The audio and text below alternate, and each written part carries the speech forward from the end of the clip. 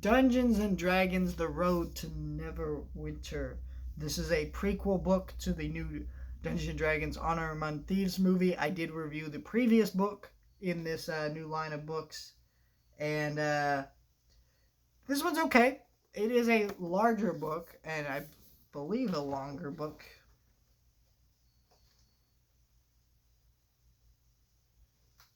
See, how many pages is this? I'm not exactly sure.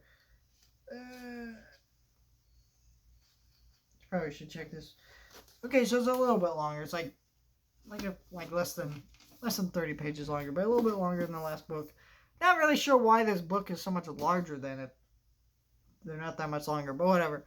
Kind of weird how they printed the previous book because they're different sizes and they're not that much longer and they're the same amount of pages. Like, you could have just, I don't know. That's the thing I don't like sometimes with books. Like, how they're all such different sizes. And, when you have books that belong in a set, making them different sizes like that is not smart. But that's just me. Anyways, we're going to talk about the book, not the size of the book. I really enjoyed this book. However, this book adds the least amount of actual story. If this felt like the comic to me that I've reviewed on the channel that was also a prequel, the comic was alright. It didn't really add anything to the movie. Like, it's just the team of adventurers going out and doing some stuff, and then that's that.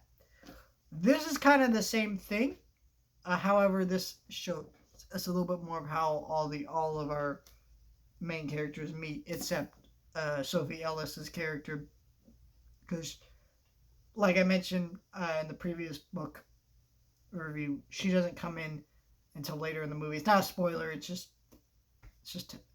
a fact, okay?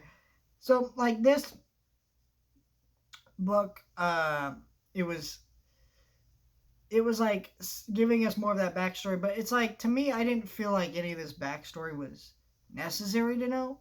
It was fun to know and a good story, and, it did really introduce us to these characters. And, maybe if I read this before watching the movie, I'd have been like, okay, I got a little bit more context for when I do watch the movie, and I would have been able to pick up on things, and that could have been fun. But after seeing the movie, I just didn't really feel like this book added too much. It added more than the comic. Like, that comic is totally skippable. This book, I think, is definitely worth a read if you like the movie and you want more of the universe and understanding of, Chris Pine's character and stuff like that. And it did add things to the movie, different characters and stories that weren't in the movie.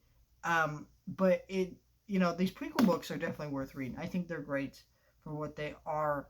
I think that this one, however, is not as strong as the previous book. And I think if you really like the movie, though, it's worth a read. We get to see how Chris Pine and Holga's character meet, and why they form a dynamic the way they do, and kind of things like that. Which we get a sense of that in the movie, but still seeing more of that in the book is nice. And seeing Simon introduced a little bit more, and because we really understand how Holga and Chris Pine's character meet, and we get that, right. They kind of show us that in the movie. We don't really get where Simon comes in, and so seeing more of that is great. But other than that, I just didn't feel like this book added a whole lot.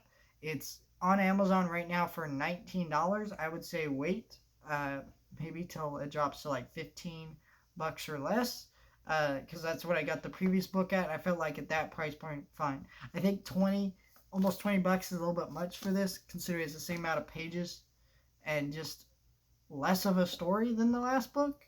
So that's just me. But let me know your thoughts, like, share, and subscribe.